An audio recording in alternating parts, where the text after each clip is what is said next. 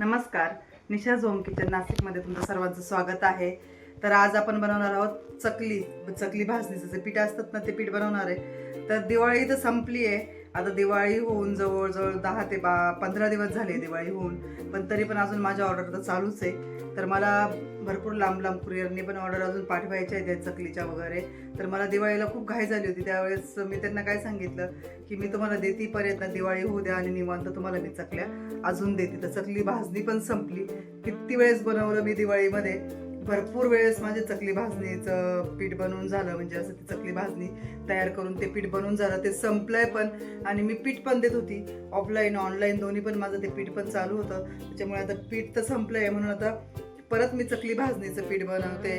तर त्याच्यासाठी ना आता मी एक वेगळ्या पद्धतीने ही चकली बनवते. आधी जे मी टाकला व्हिडिओ तो जरा वेगळ्या पद्धतीचा आहे आणि हा वेगळ्या पद्धतीचा आहे. ही पण चकली एकदम छान होते. तर शेवटपर्यंत व्हिडिओ बघा, कुठे स्किप करू नका आणि या प्रकारची चकली तुम्ही नक्की करून बघा. चकली भाजणी बनवण्यासाठी नाही तर मी सर्वात आधी तांदूळ धुवून घेतलेत आणि तांदूळ स्वच्छ धुवून आणि मी असे आहेत ना ते आपलं कॉटनचा कपडा असतात ना त्या कॉटनच्या कपड्यावरती व्यवस्थित वाळवून घेतले फॅन खाली. आणि हे 4 ग्लास मी हे तांदूळ घेतलेत. तर हे राशनचे तांदूळ आहे. तर 4 ग्लास तांदूळ घेतल्यानंतर त्याच्यासाठी ना 2च ग्लास आपल्याला इथं चणा डाळ घ्यायची. त्याच्यात चणा डाळ पण व्यवस्थित अशी ओल्या कपड्यावरची पुसून वगैरे व्यवस्थित घेतली. आणि त्याला 1 वाटी आपल्याला मुगाची डाळ घेतली इथे आणि 1 वाटी इथं पोहे घेतलेत आणि अर्धी वाटी इथं आहेत ना सफेद उडदाची आपण डाळ घेतली. ते पण सर्व पुसून घेतलंय व्यवस्थित.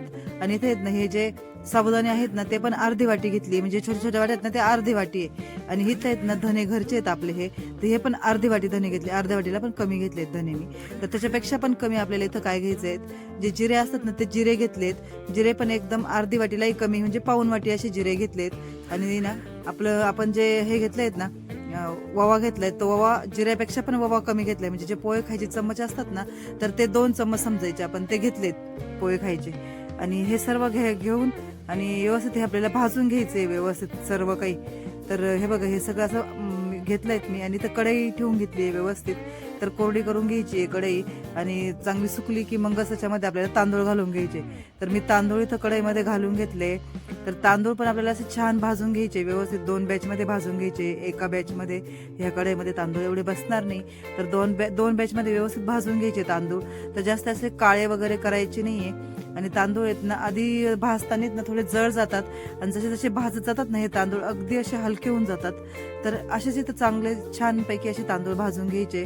सतत हलवत राहायचंय कमी गॅसवरती. जास्त फुल गॅस पण नाही करायचंय आणि जास्त असा बारीक पण नाही करायचंय. आणि मीडियम गॅसवरती एकदम छान असे एकदम लो फ्लेमवर भाजून घ्यायचे आपल्याला हे तांदूळ.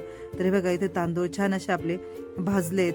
तर बघू शकता जास्त काळे पण नाही केलेत मी आणि जास्त असे व्हाईट पण नाही, तर असा ब्राउनिश कलर आलाय. तर हे काढून घेतलेत मी आता एका परातीमध्ये. आणि परत आता याच्यामध्ये मी ना चणा डाळ घेतली आहे. तर चणा डाळ पण व्यवस्थित अशी भाजून घ्यायची आपल्याला ती पण. तर हे ना एकदम म्हणजे काय करायचं माहिती का, एकदम लो गॅसवर घ्यायचं असतं हे. तर याने ना म्हणजे लागलं वगैरे पण नाही गेलं खाली पाहिजे असं. आणि व्यवस्थित भाजून घ्यायचं. तर मी इथं काय केलंय, ती कढई आहेत ना थोडीशी छोटी वाटत होती मला, मग मी ती कढई इथे बदलून घेतली आणि दुसरी आपली कढई घेतली आहे. तर इथं आपली डाळ पण भाजून झाली आहे, जास्त काळी वगैरे नाही केली मी. आणि इथं आपली मुगाची डाळ घेतली आहे मी भाजायला. तर मुगाची डाळ पण पटकन भाजून होते. कढई जर आपली व्यवस्थित तापलेली असली ना तर अजिबात पण वेळ लागत नाही मुगाची डाळ भाजायला. तर लगेच लाल होऊन येते. तर ती पटकन अशी भाजून आणि काढून घ्यायची. जास्त फुल गॅसवरती भाजायचीच नाही ह्या डाळी आपल्याला. तर इथे मी पोहे घेतलेत. तर पोहे पण असेच व्यवस्थित भाजून घ्यायचे आपल्याला. पोहे भाजायला तर अजिबातच वेळ लागत नाही, एकदम झटपट भाजून होतात पोहे. तर हे बघा इथे पोहे पण आपले छान असे भाजून झाले आहेत. तर पोहे भाजून झाल्यानंतर आहेत ना आपल्याला आपली ती डाळ असते ना उडदाची, ती उडदाची डाळ घ्यायची. तर उडदाची डाळ पण आहेत ना पटकन भाजून घ्यायची इथे. ती पण काळी वगैरे करायची नाही. छान असं मंद गॅसवर सर्व भाजून घ्यायचे. मंद गॅसवर जर भाजलं ना छान कडक होतं आणि व्यवस्थित भाजलं जातं. तिथे आता मी साबुदाणे घेतलेत भाजायला. तर साबुदाणे पण आहेत ना असे कमी गॅसवर मंद गॅसवरच भाजून घ्यायचे.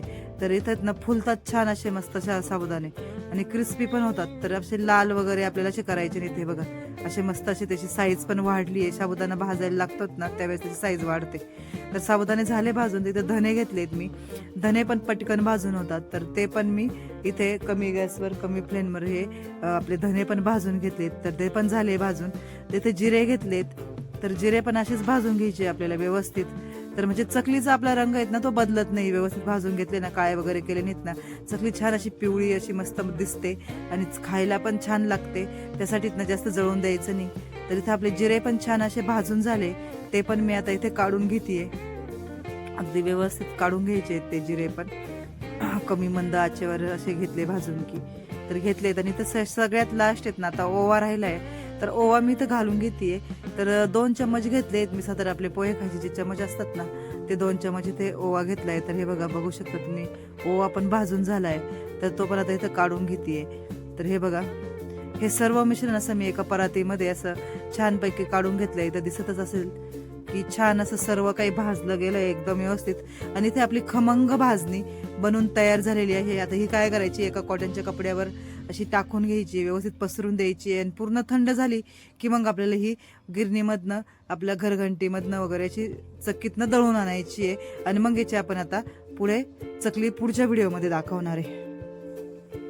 असेच नवनवीन व्हिडिओ बघण्यासाठी माझ्या चॅनलला लाईक करा, शेअर करा, सबस्क्राईब करा आणि सर्वात पहिलं म्हणजे ना, जो बेल आयकॉन असतं ना, ते बेल आयकॉनची घंटी असते त्याला प्रेस करा. म्हणजे काय होतं, मी जे पण व्हिडिओ माझ्या चॅनलवर अपलोड करत असते ना, त्याचं नोटिफिकेशन सर्वात तुम्हाला भेटतं. तर आता भेटूया आपण आता पुढच्या रेसिपीमध्ये. तोपर्यंत पाहत राहा, खात राहा आणि स्वस्थ राहा.